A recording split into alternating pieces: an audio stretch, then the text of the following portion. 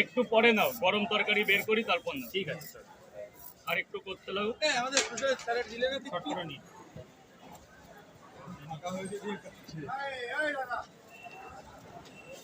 ভালো করে ভিডিও করো। একা একা কি একটু অসুবিধাই হচ্ছে নাকি? হ্যাঁ, একটু অসুবিধা হচ্ছে।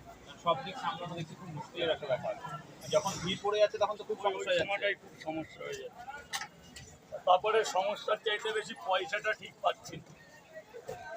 অনেকে মানে পয়সা আমার না দিয়ে হিসাব চলে যাচ্ছে। পাওয়াটা এখন আমি বর্তমানে 400 পাওয়াটা আনছি। 50 টাকা এসেছে। দেখে দাদা, পেতে 20 টাকা